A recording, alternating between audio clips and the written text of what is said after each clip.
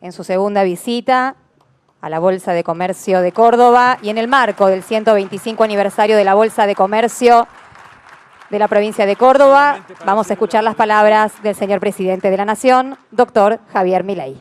Bueno, con ustedes Javier Milei, por supuesto, y quiero agradecerle también a Karina, que fue la autora de que lográramos organizar este evento para el 125 aniversario. Muchas gracias.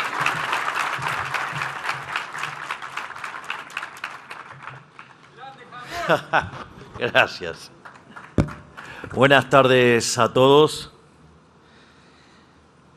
Agradezco esta posibilidad de poder estar reunidos con ustedes para poder estar disertando.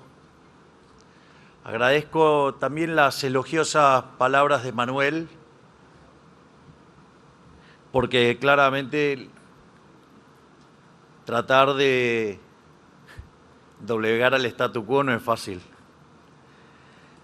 La realidad es que los procesos de cambio, cuando uno estudia, los procesos de cambio siempre generan resistencia al statu quo, y cuanto más fuerte ese proceso de cambio, evidentemente la resistencia es aún muchísimo mayor. Y son décadas y décadas de acumular ideas en la dirección incorrecta. Entonces también se hace muy difícil, porque parte del proceso implica comprender que aquellas cosas con las cuales estábamos acostumbrados a pensar, evidentemente no están bien y hay que cambiarlas. Y eso además requiere todavía muchísimo más tiempo. Digo que es la parte vinculada al cambio cultural. Lo que sí habría que tomar conciencia es que Argentina entró al siglo XX siendo un país desarrollado, y es el único país que, siendo desarrollado, se convirtió en subdesarrollado.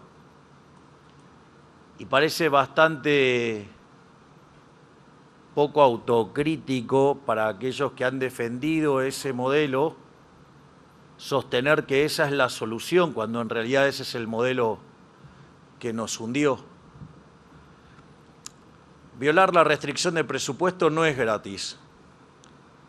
Por eso fue tan impactante cómo llegó a la gente la idea del no hay plata. Es decir, el no hay plata todos las padecemos regularmente.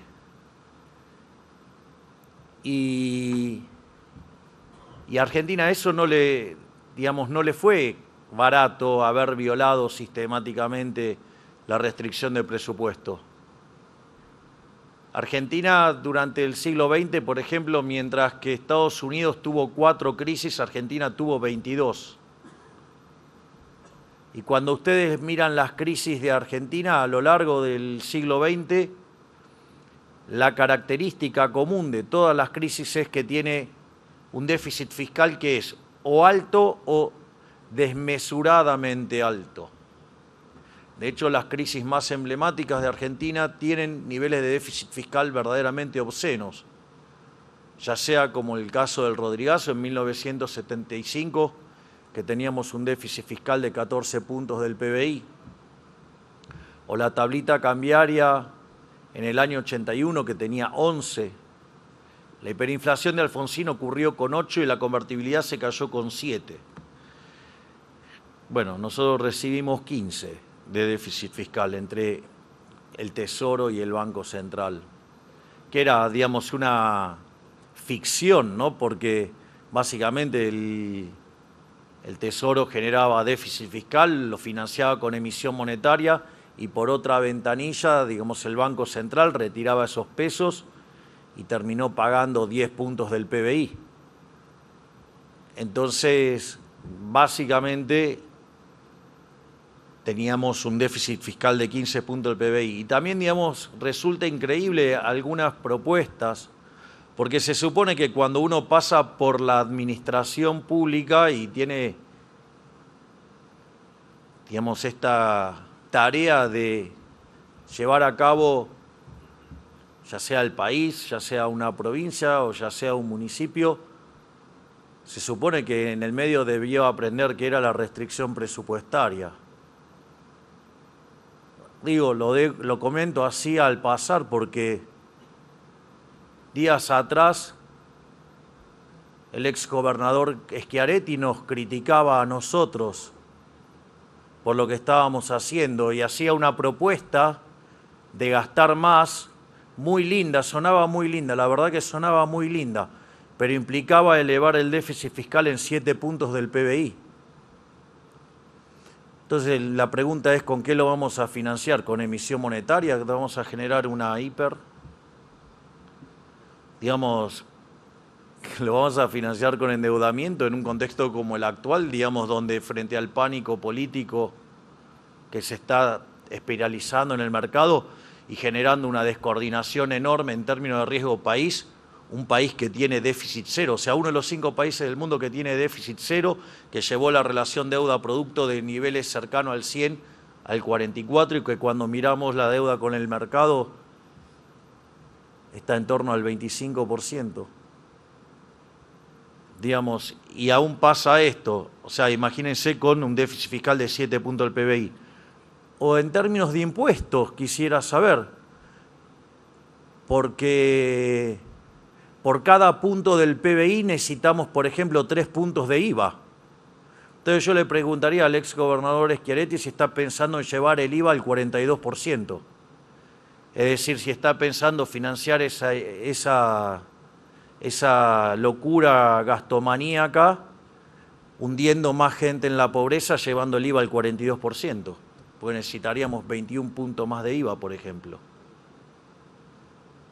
Entonces, digo, ¿cuál es la alternativa? ¿Gastar para generar una hiper? ¿Gastar para hundir a nuestros hijos, nietos y generaciones futuras? ¿O matar de hambre a la gente subiendo el IVA brutalmente? Entonces, digo, romper con el círculo de la demagogia también es un tema no menor, porque, digo, 2 más 2 siguen siendo 4. Y eso parece que la política argentina se resiste a verlo. Es como querer negar la ley de gravedad. No, la ley de la gravedad no es cruel.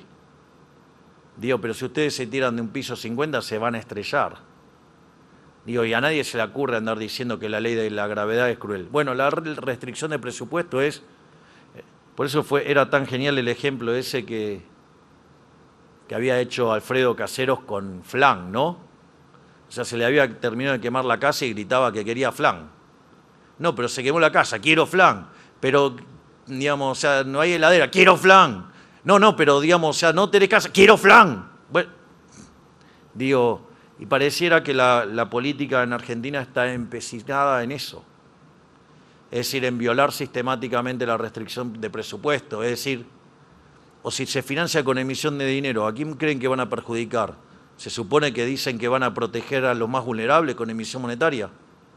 Es decir, con impuesto inflacionario. Digamos, me parece que no se enteraron que es el impuesto más regresivo de todos.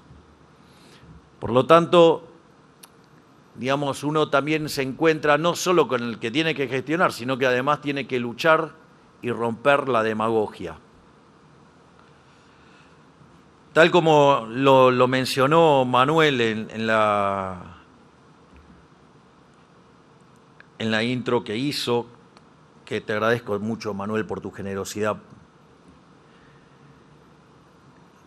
Argentina, probablemente nosotros cuando llegamos recibimos la peor herencia de la historia, porque teníamos un desequilibrio monetario, un money overhang que era el doble del que había en la previa del Rodrigazo, que implicó sextuplicar la tasa de inflación, con lo cual de base íbamos a ir a multiplicar por 12 la tasa de inflación.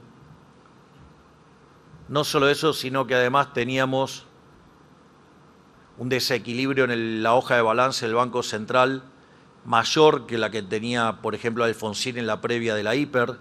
Alfonsín tenía pasivos remunerados respecto a base de 3, nosotros teníamos 4. Es decir, nosotros en un día podíamos quintuplicar la cantidad de dinero. Teníamos indicadores sociales peores que los del 2001 al momento de llegar. Aún los no sincerados. Pero además teníamos déficit fiscal por 5 puntos del PBI en el Tesoro, 10 puntos del PBI en el Banco Central. Teníamos deuda en pesos venciendo muy rápidamente por el equivalente de 9 bases monetarias. Teníamos el acuerdo con el fondo caído. Teníamos también las deudas comerciales en el Banco Central, la CIRA por más de 40.000 millones de dólares. Teníamos reservas netas negativas por 11.500 millones de dólares. Había una brecha que era del 200%. El riesgo país al momento en el cual ganamos las elecciones estaba en torno al 3.000 puntos básicos. Y la inflación, es muy interesante ver la evolución porque, digamos, terminaba viajando a niveles del 211 en el año, pero cuando ustedes tomaban, por ejemplo, los promedios móviles, cuanto más corto el promedio móvil, más alto le daba y obviamente el dato más alto era el de la punta, ya sea en el consumidor al 25%, ya sea en mayoristas al 54%, o básicamente la inflación que se medía en términos diarios que estaba en el 1,5%, es decir, la hiperinflación estaba en camino. Digo, eso fue, digamos, la herencia que nosotros recibimos. Eso fue lo que hubo que resolver. Y digo, más allá de las discusiones y algunas cuestiones que uno pueda hacer, nosotros sabíamos que era fundamental terminar con la inflación y para terminar con la inflación había que terminar con la emisión. O sea, nosotros consideramos que la inflación es siempre y en todo lugar un fenómeno monetario que se genera por un exceso de oferta de dinero, ya sea porque subió la oferta, porque cayó la demanda, ocurrieron las dos cosas a la vez, que generan una pérdida del poder adquisitivo del dinero y todos los precios expresados en unidades monetarias suben. Y eso esencialmente requería poner en caja el Tesoro y poner en caja el Banco Central para cortar de una vez por todas con la emisión monetaria. Entonces ahí digo que quiero ponerme más en la parte positiva. Digo, ¿qué lecciones hemos aprendido de todo esto, al menos en este corto tiempo? Y el motivo por el cual me convocan de distintas universidades del mundo, digamos, para justamente explicar qué es lo que ha pasado en Argentina. Porque acá se sostenía que la inflación no era monetaria, sino que era multicausal. Decían que si hacíamos el ajuste iba a ser hiperrecesivo y que iba a haber una gran cantidad de desempleo y pobres. Y ni que hablar, digamos, toda la discusión sobre el tipo de cambio y los precios y básicamente el orden en las calles. Entonces, nosotros emprendimos un ajuste fiscal en el primer mes de gestión, después de 123 años de déficit fiscal, que no arregló nadie en 123 años. En el primer mes de gobierno nosotros pusimos las cuentas fiscales en orden. Es decir, algo que parecía imposible, a lo largo de 123 años nosotros lo hicimos en un mes. No solo eso, sino que comenzamos a trabajar en limpiar la hoja del Banco Central para terminar con el cuasi fiscal. Y algo de lo que nadie en la política hacía una propuesta al respecto y en realidad era una verdadera bomba de tiempo, se resolvió en 6 meses. Es decir, que a lo largo de el primer semestre del 2024 no solo pusimos en caja al fisco, sino que además terminamos con la emisión monetaria.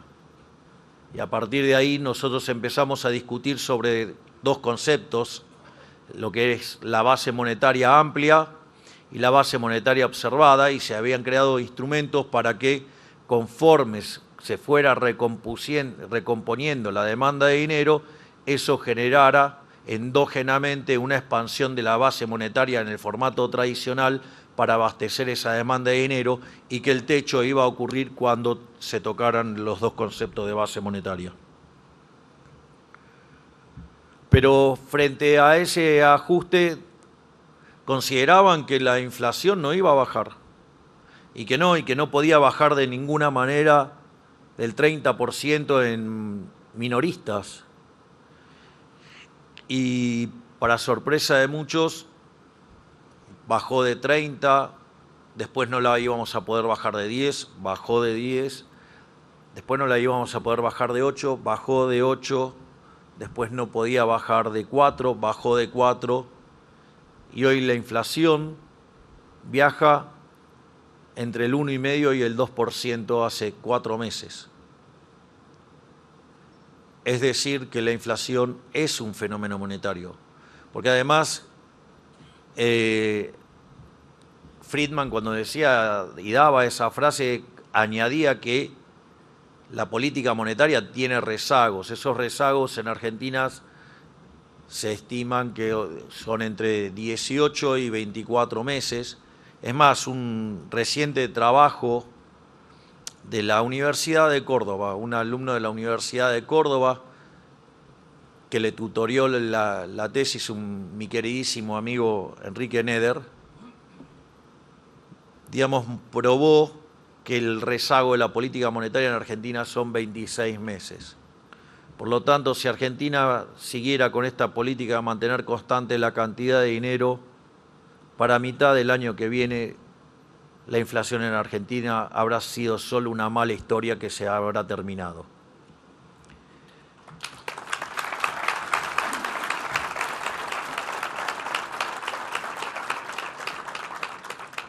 Por ende, al menos ya tenemos una lección, y es que el dinero es lo que causa la inflación.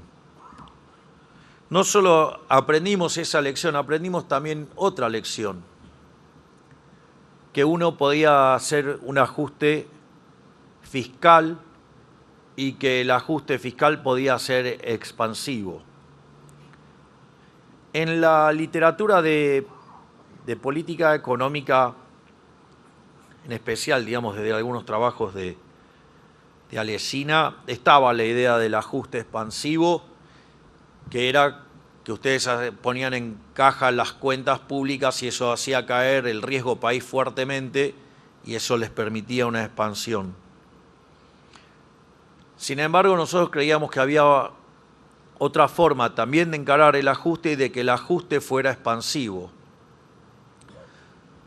La clave siempre en el ajuste es que cuando ustedes hacen un ajuste, la contracara de eso es que en realidad lo que están haciendo es aumentar el ahorro. Entonces, si la contraparte del ahorro tiene una suba de la inversión, digamos, ese ajuste puede ser expansivo. Y nosotros considerábamos que si ese ajuste caía sobre el sector no productivo del país, o sea, el Estado, y el ajuste caía sobre el Estado, a diferencia de otras experiencias que siempre se hacía subiendo los impuestos y por ende eso hacía que la inversión no se expandiera y consecuentemente la economía se entraba en una recesión, nosotros considerábamos que si ese aumento de ahorro era por reducción del gasto público, eso iba a liberar recursos al sector privado y eso iba a expandir la economía. Ok, cuando estaba planteado en la campaña parecía una discusión teórica o un discurso de campaña. Bueno, fue lo que hicimos.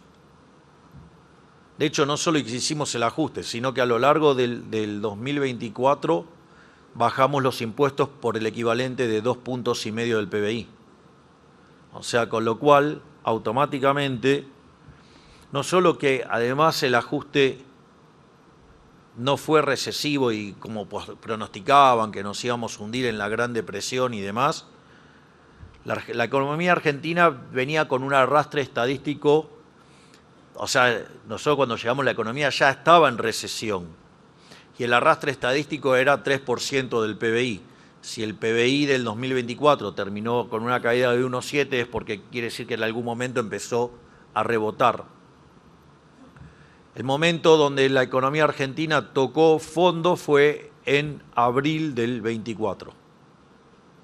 Y a partir de ahí la economía argentina empezó a expandirse y cuando terminó el año 2024, en diciembre, el EMAE desestacionalizado, que es el estimador mensual de la actividad económica, terminó 6 puntos porcentuales arriba que el de diciembre. Es decir, que además probamos que se podía hacer un ajuste que fuera expansivo, siempre que ese ajuste implicara ir sobre el sector parasitario de la economía, que es el Estado.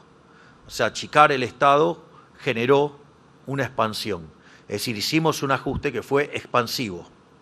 Entonces, no solo logramos bajar fuertemente la inflación, no solo logramos evitar la hiperinflación, sino que además la recomposición de las cuentas públicas derivó en una expansión de la economía. Y de hecho, esa expansión de la economía siguió a lo largo del primer y segundo trimestre de este año, porque básicamente la observación del dato del primer trimestre, digamos, está 5,7 arriba respecto al año anterior y 6,3. Pero claro, digamos, desde el mes de marzo, febrero, marzo, la política no para de meter palos en la rueda. Digo, hay un empecinamiento por destruir todo lo que hemos construido. Es decir, a lo largo de este año, la parte más irracional de la política argentina lo único que intenta hacer es romper el equilibrio macroeconómico. Y es por eso que, digamos, nos sacaron más de 40 leyes en contra. La verdad que también la crítica que se hace a la política es bastante ingenua, por decirla, porque nunca deberían olvidarse que nosotros asumimos con el 15% de la Cámara de Diputados y menos del 10% de la de senadores. O sea, es increíble todo lo que hicimos en el primer año, pero creo que de hecho nos dieron todas esas cosas porque creían que iba a salir mal. Porque además todo este proceso fue acompañado por casi 9.000 reformas estructurales. Y lo más interesante entonces es que el ajuste sí puede ser expansivo. Argentina igual tiene el PBI hoy en niveles máximos de producción, o sea, en línea con los que teníamos en el 2011. Tenemos los niveles de consumo en los máximos históricos, es decir, en línea con los del 2011. Y recuerdo que también decían que íbamos a hacer que la pobreza se multiplicara enormemente. Y la realidad es que si uno llevara esto a la frecuencia mensual del análisis de la pobreza, para contemplar, digamos, las cosas que quedan escondidas detrás de un promedio cuando una variable es creciente, o, digamos, lo que implica haber tenido controles de precio y entonces contablemente tenían un nivel de pobreza, pero cuando iban al mercado era distinto porque no encontraban el producto en la góndola, lo tenían que ir a buscar a otro lado. Cuando ustedes corregían por todas esas cosas, eso queda plasmado en el indicador de pobreza que sigue Di Tella y estaba en el orden del 54 y 57% según cuando se paran. Y hoy ese indicador está en 30%. Es decir, que este gobierno sacó de la pobreza a 12 millones de argentinos. Había además 6 millones de argentinos que no comen y hoy comen porque salieron de la indigencia. Por lo tanto, no solo que pusimos en caja las cuentas públicas, sino que además bajamos la inflación y además sacamos gente de la pobreza y la indigencia. Es decir, generamos como que parece que hubiéramos encontrado la máquina de la prosperidad. Quiere decir que hemos que los problemas se terminaron. No, de ninguna manera estoy diciendo que se terminaron los problemas. Es decir, nosotros sabemos que tener 30% de pobres es algo hiperdoloroso. Digamos, es como estar a mitad de camino. Digo, la realidad es que la pregunta es, ¿qué hacemos? Y yo diría, mire, no aflojemos, sigamos para adelante. ¿Logramos? ¿Falta un montón? Sí, pero hemos logrado un montón. Hay que hacer que valga la pena todo ese esfuerzo que acabamos de hacer durante estos casi 20 meses, que valgan la pena. Hay que seguir adelante. Es decir, y después a veces dicen, no escuchan. Digo, ¿qué quieren que escuche? La receta que fracasó durante 100 años. ¿Qué quieren? ¿Que volvamos al déficit fiscal, a la emisión monetaria, al descontrol cambiario monetario? O sea, digo, ya sabemos qué es esa receta. Dejó 57% de pobres, el 70% de los chicos pobres. Digamos, estábamos al borde de la hiper. Digo, eso no es una solución. Entonces, lo que digamos, nosotros estamos pidiendo en este momento es que no aflojen, que sabemos que es duro, que falta, pero estamos a mitad de camino. Por lo tanto, hay que salir adelante. O sea, hay que seguir, digamos, hay que seguir metiéndole, hay que seguir empujando. Digamos, ¿por qué? Porque del otro lado está el camino de la prosperidad.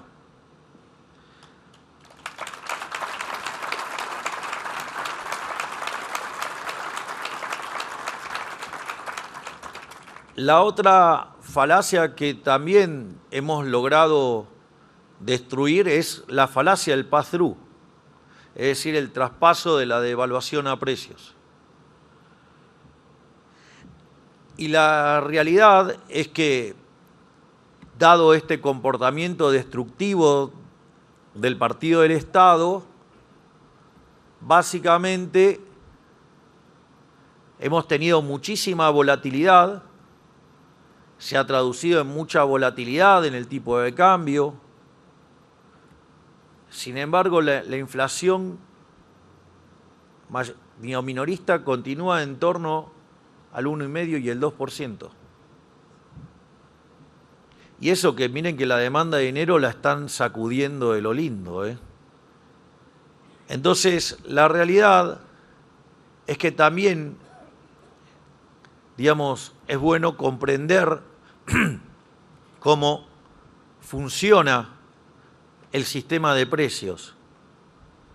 Y me parece que también es una lección interesante para no cometer determinados errores de cara al futuro. Ahora, también hay algo que es muy importante y que si no hubiera estado esta contrapartida, todas estas cosas no se hubieran podido lograr. Es decir, hemos hecho cosas maravillosas en materia de bajar la inflación, en materia de ir recomponiendo la cuestión del endeudamiento. De hecho, la deuda bajó en 50.000 millones de dólares. Nosotros teníamos 500.000 millones de dólares cuando llegamos, hoy son 450.000 millones de dólares. Es decir, somos el primer gobierno que paga tanta deuda, o sea, pagamos deuda. En 20 meses bajamos la deuda a 50.000 millones de dólares. Por eso pasó de niveles del 100% a 44%.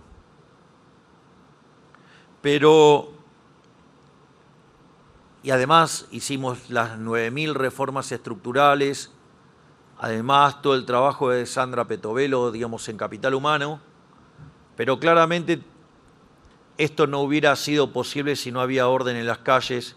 Y ahí también quiero agradecer al enorme trabajo de la ministra Bullrich, que está aquí con nosotros.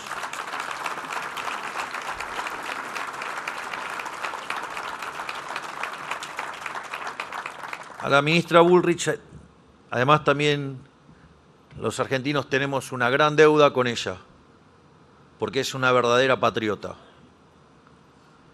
Porque cuando en el 22 de octubre del 23, a la luz del resultado electoral, tuvo una generosidad enorme en redireccionar su fuerza política para apoyarnos en el balotaje y que fue lo que permitió que yo tenga la posibilidad de ser presidente de la Nación Argentina. Y gracias a su grandeza y a su entereza y de ser una argentina de bien, una patriota, digamos, la doctora Bullrich habló con el expresidente Mauricio Macri y juntos decidieron apoyar, llegamos a la presidencia y pudimos hacer muchísimas cosas enormes a lo largo del primer año y meses del gobierno y que estamos confiados que vamos a poder seguir haciéndolo de acá en adelante, porque ya todos hemos visto quién está de enfrente, ya hemos visto a los forajidos de vuelta. Así es que, digamos, vamos a seguir trabajando por hacer una Argentina mejor para que salgamos del populismo y salgamos adelante de una vez por todas.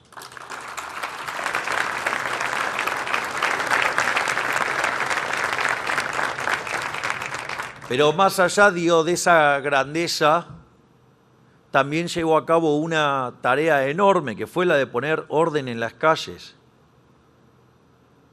Es decir, la ministra Petovelo había identificado el nexo, donde había que romper el nexo entre lo que eran las prestaciones sociales y el momento que llegaba a la gente, digamos, donde estaban en el medio los gerentes de la pobreza, y había que cortar ahí.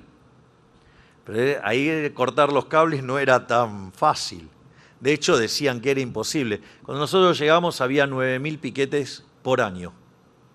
Bueno, la ministra Bullrich lo llevó a 0. O sea, con el protocolo antipiquete.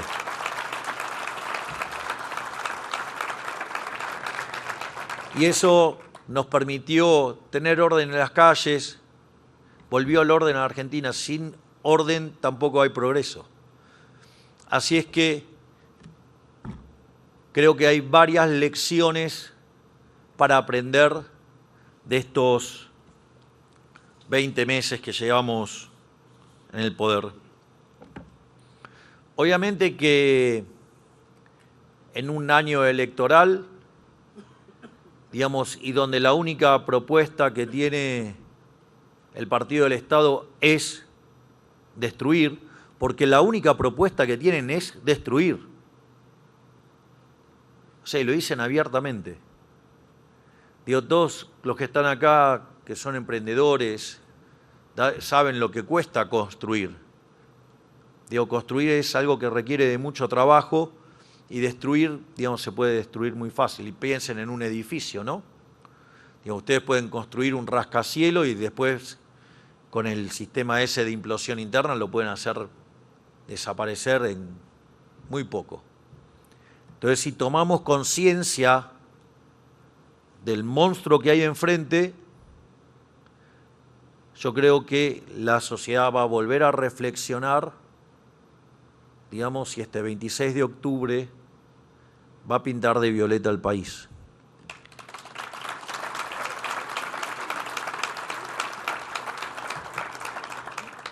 Y esto es más allá, digamos, de una encuesta o de lo que uno pueda estar mirando. Es principio de revelación pura. Si estuvieran para ganar, acorde a lo agrandado que están, seguramente no estarían tratando de romper todo el tiempo. Así es que parte de lo que están viendo, parte del desafío, parte de todas las problemáticas que se están impulsando desde el Partido del Estado, es la contracara porque saben que pierden. Entonces quieren romper todo para conseguir un mejor resultado. Pero nosotros vamos a seguir peleando y vamos a seguir avanzando, no nos vamos a rendir de ninguna manera, porque nosotros vinimos para hacer grande a la Argentina nuevamente y no vamos a cesar en esa tarea de ninguna manera.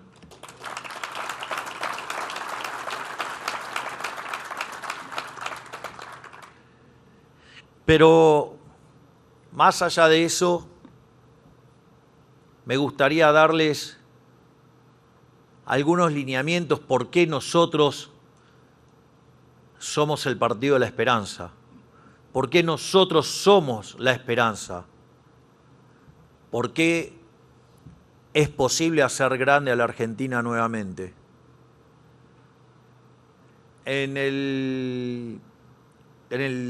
Lo que fue la cadena, en la presentación del presupuesto, básicamente expliqué que Argentina en 10 años se podía convertir en un país de altos ingresos, en 20 años codearse con las potencias, las principales potencias mundiales, y en 30 años podía estar en el top 3. Entonces ahora lo que voy a hacer es dar los fundamentos de por qué eso es posible. Para lograr algo así uno tendría que encadenar por lo menos un par de décadas creciendo a tasas del 7%. De hecho, en los procesos de convergencia hay países que han logrado crecer a tasas del 10% durante 14 años, que es equivalente. Piensen que hay cuando ustedes estudian crecimiento hay una regla que se llama regla del 70, que sirve para determinar en cuántos años duplican el PBI. Entonces, por ejemplo, si ustedes crecen al 10%, duplican en 7 años. ¿Quién lo hizo esto? Por ejemplo, lo hizo China. China encadenó 2 periodos de 7 años creciendo al 10. Eso implica multiplicar el PBI por 4. Es decir, eso no es que no se hizo, se hizo. De hecho, les voy a decir algo.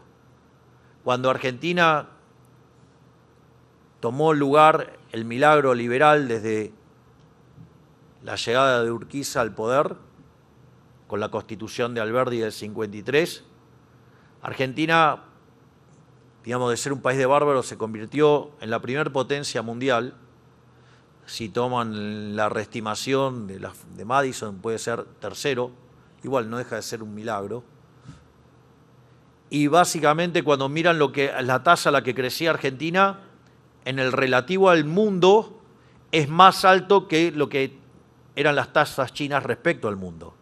O sea, con lo cual, si lo hicimos en el siglo XIX, ¿por qué no lo vamos a poder hacer en el siglo XXI? Es decir, lo único que hay que tener es, digamos, fe, pero sobre todas las cosas, coraje.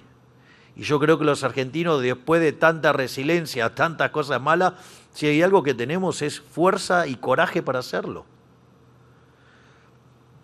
Pero de vuelta, ¿cuáles son los fundamentos para esto?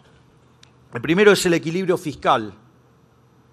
Hay un trabajo maravilloso que hizo hace poco Juan Pablo Nicolini, que es un economista de la Universidad de Itela, que Guido lo conoce, obviamente, y que además trabaja en la Reserva Federal, y mostró que con solo alcanzar el equilibrio fiscal, la economía argentina podría crecer de manera sistemática al 4%. Y hablando con el profesor Nicolini, una de las cosas que me decías, eso es cierto, pero además eso no hacía diferencia si el equilibrio fiscal se alcanzaba subiendo impuestos o bajando gastos. Y claramente no es lo mismo. Por lo tanto, una solución hecha desde la reducción del Estado, probablemente la tasa de crecimiento sea más alta. Además, eso conlleva a una reducción de la relación deuda-producto. Inexorablemente, yo entiendo, digamos, los problemas de la dinámica electoral y la situación que hay actualmente en los mercados. Pero, a ver, Argentina es uno de los 5 países del mundo que tiene equilibrio fiscal. O sea, solamente en casi 200 países en el mundo, solamente 5 tienen equilibrio fiscal. Nosotros somos uno de ellos. Es decir, si ustedes se dan cuenta, todo el pánico es político. Por lo tanto, si el 26 de octubre pintamos a la Argentina de violeta, el sueño argentino va a ser posible de ser grande Argentina nuevamente.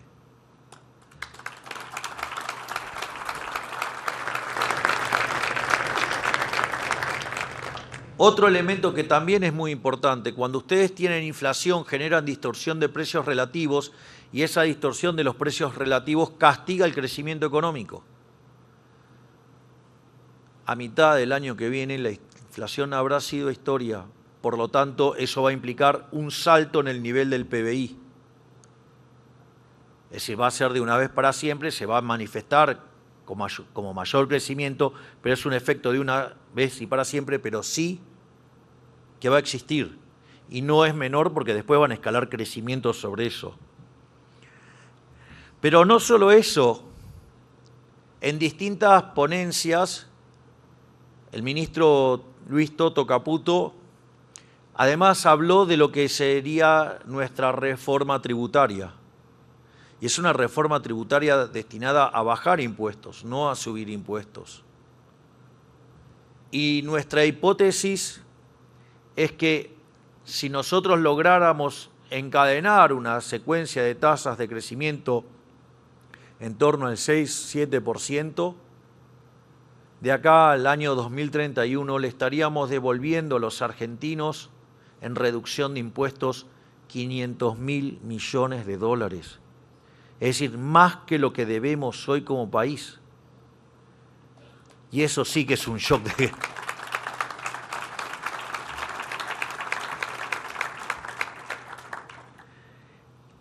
Además, otro elemento que juega un rol importante en el crecimiento es el trabajo enorme que hace el doctor Federico Sturzenegger en el Ministerio de Desregulación. Voy a contar una anécdota que muestra básicamente acerca de los fundamentos de lo que estamos haciendo.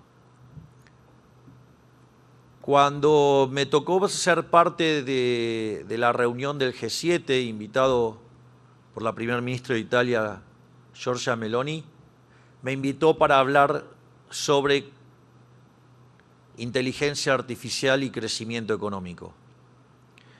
Y básicamente, una de los ejes centrales de mi presentación tenían que ver con que no tenía sentido todos los escenarios distópicos que plantean acerca de la inteligencia artificial y que esto en realidad iba a ser algo maravilloso para el mundo porque iba a implicar una aceleración de la tasa de crecimiento como consecuencia del aumento de la productividad.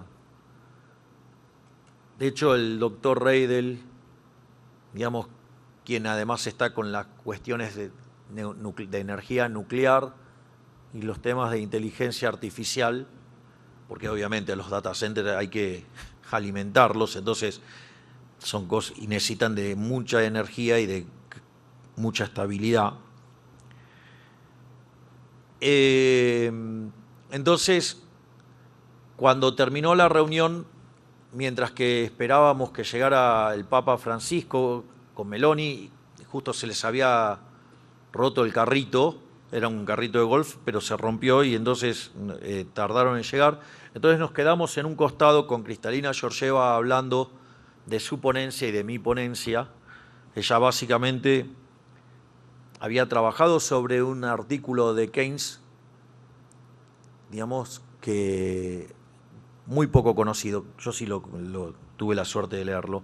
Les aviso que las obras completas de Keynes son 30 tomos. Y hay muchos hablando que hablan de la teoría general y no la leyeron. Yo la teoría general la leí 5 veces, pero además leí bastante más de las obras de Keynes, no solo la teoría general. Digamos, y es difícil catalogar en algún lugar a Keynes, digamos, porque depende en el momento de la vida de Keynes qué es lo que van a leer. No es el mismo el Keynes del Tratado sobre el Dinero que el Keynes de la teoría general. No es el de el breve tratado sobre la reforma monetaria, no es el mismo el de las consecuencias económicas de la paz.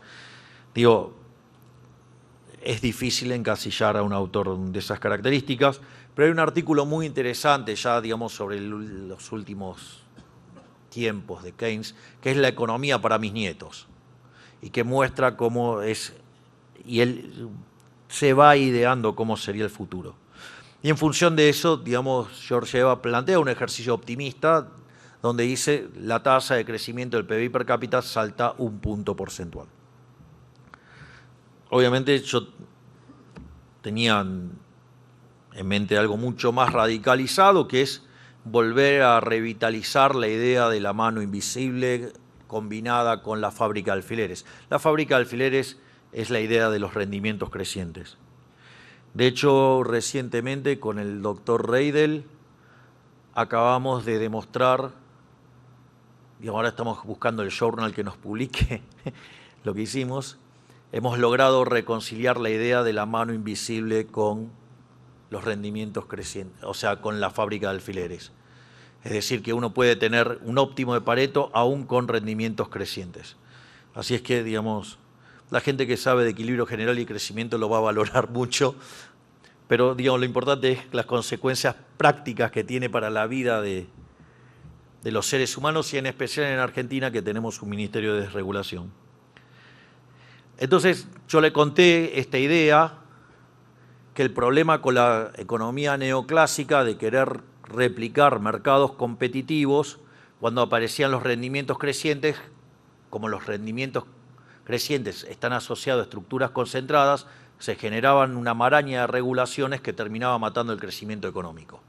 Y que lo que había que hacer era desregular y liberar rendimientos crecientes, que eso lo que iba a hacer es generar crecimiento económico. Bueno, imagínense que semejante torpedo a la economía neoclásica no la tenía muy cómoda a Kristalina Georgieva. Pero por las dinámicas que hemos tenido y que después derivó en el acuerdo en el cual saneamos el activo del Banco Central, en esas etapas tenemos una reunión en Nueva York y cuando nos sentamos a hablar me dijo, usted tiene razón. Yo sabía que le tenía que contestar 4 preguntas, pero digo, no sabía por qué tenía razón si todavía no había contestado.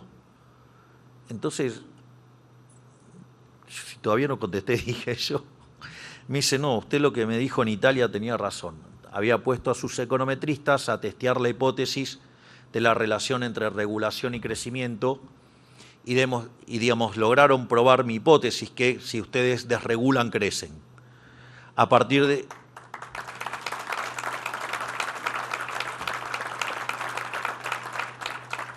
Y es así que me pidió si podían sumar a Federico, a Sturzenegger, como parte de los asesores del fondo para desregular y generar crecimiento económico. Así es que esto que había arrancado como una idea teórica y que nosotros veíamos que estaba funcionando, también fue validado en el plano empírico y hoy es un modelo a copiar en todo el mundo. Y claramente esto lo que va a hacer, no solo tenemos un piso de crecimiento por el equilibrio fiscal, no solo vamos a tener del 4, ¿no? Vamos a tener más crecimiento porque se hizo bajando el gasto público, no solo porque además va a bajar también los impuestos, sino que además en materia de desregulación vamos a seguir yendo al hueso. ¿Por qué? Porque eso va a ser en favor de los argentinos, va a potenciar muchísimo más el crecimiento económico y crecer a tasas durante la convergencia a niveles del 7% va a ser posible. Y es por eso que decimos que en 10 años nos vamos a convertir en un país de altos ingresos, en 20 años en una potencia y en 30 años en uno de los países top 3 del mundo. Porque sí se puede hacer y lo vamos a hacer porque no solo sabemos cómo hacerlo, sino que además, sobre todas las cosas, tenemos la convicción, por ende lo vamos a hacer.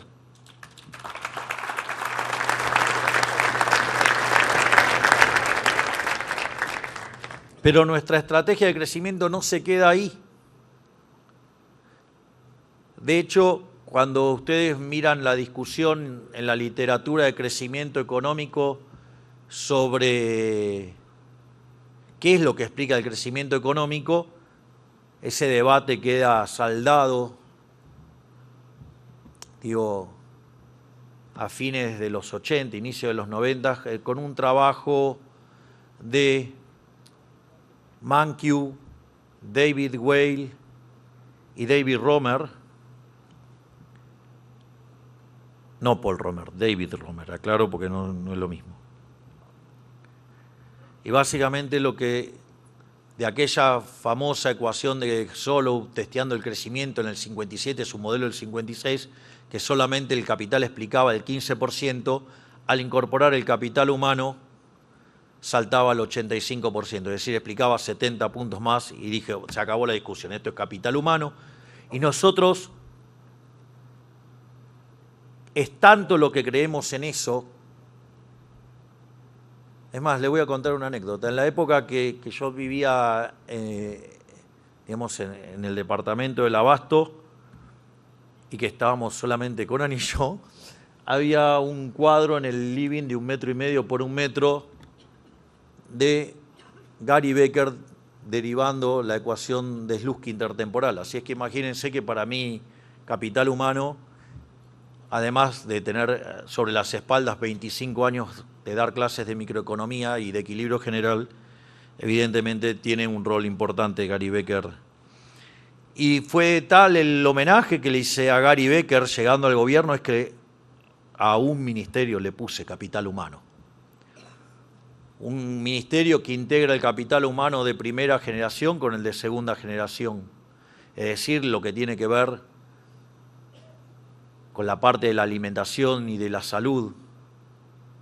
De hecho, el tema de salud era tan complejo que hubo que separar a un ministerio aparte por los problemas que había con dicho ministerio y la dificultad, pero igual siguen trabajando integrados, de modo tal de asegurar el capital humano el de primera generación. Porque eso es lo que después permite que esos jóvenes después puedan estudiar, puedan trabajar, y además también trabajamos en la que tiene que ver en la reinserción de aquellos que han quedado desplazados del sistema, de dar contención con los que les cuesta un poco más volver. Y trabajar, la verdad que funcionó, porque bajar 12 millones la cantidad de pobres no es un tema menor, sacar a 6 millones de personas que no comían hoy comen, por lo tanto se le da un rol importante y dentro de esto también está el tema laboral. Por lo tanto, no solo va a haber reformas que bajen regulaciones, sino que además esto implica que vamos a avanzar hacia un mercado laboral más desregulado. Es decir, parte de este crecimiento entonces tiene que ver con seguir desregulando en todos los mercados y también desregular en el mercado de trabajo. O sea que se viene reforma tributaria, reforma laboral y mucha desregulación económica para adelante.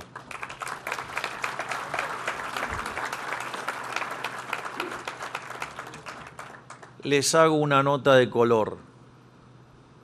Cuando le empezaron a torpedear el barco a De la Rúa, fue porque quiso hacer la reforma laboral. No sea cosa que los que están torpedeando atrás sean los mismos.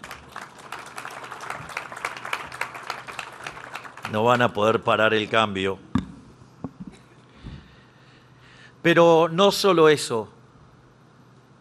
Digamos, además tenemos muchos sectores con gran potencial, ya sea lo que es el campo argentino, la ganadería, lo que tiene que ver, o sea, el agro, la ganadería, lo que tiene que ver con la minería, que tenemos el tema del litio, el oro, el cobre. Digamos, el RIGI de hecho trajo 25.000 millones de dólares en inversiones y hay pendiente 40.000 millones. Es decir, los que decían que el RIGI no iba a funcionar, bueno, parece que funciona. Pero no solo eso,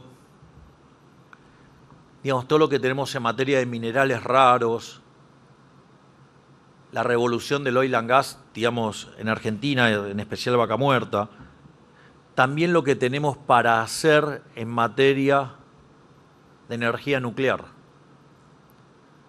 donde estamos avanzando en la construcción de los CMRs, o sea, los sistemas modulares, que además son escalables y es una energía segura. Por lo tanto, estamos trabajando mucho en el desarrollo nuclear.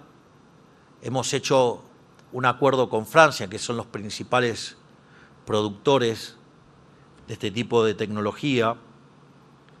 Y además tenemos el uranio, entonces estamos en condiciones de ser un player importante. De hecho, Argentina se sienta en la mesa de los players importantes.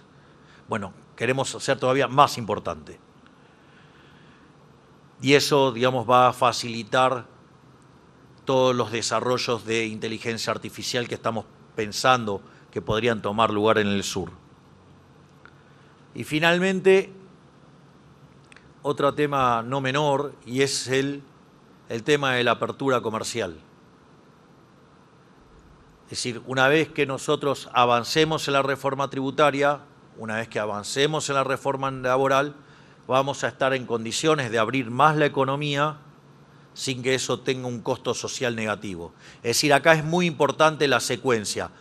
No es lo mismo abrir la economía y después, digamos, desregular el mercado laboral y después bajar impuestos. Eso podría ser profundamente doloroso para la población. Por eso es bajar impuestos, después de bajar impuestos, después de regular el mercado laboral, después abrir y entrar en un loop permanente. En ese sentido, hemos estado también avanzando y trabajando muy fuertemente en un acuerdo comercial con los Estados Unidos, donde Argentina estaría teniendo un trato muchísimo mejor que el resto de los países, sino que además hemos profundizado nuestro vínculo con el Mercosur y estamos trabajando muy rápidamente y avanzando mucho más de lo que se había avanzado hasta ahora en el acuerdo con la Unión Europea, y días atrás también cerramos el acuerdo con EFTA. Así es que también trabajamos para que Argentina cada día sea un país más abierto. Por lo tanto, los Key Value Drivers para que Argentina pueda crecer están a toda marcha, están a toda máquina. Probablemente tengamos una pequeña pausa como consecuencia de la volatilidad que está creando el Partido del Estado. Pero no tengan duda que si el 26 de octubre pintamos a la Argentina de violeta, vamos a iniciar el camino a la tierra prometida y Argentina va a ser grande nuevamente. Muchísimas gracias y ¡viva la libertad, carajo!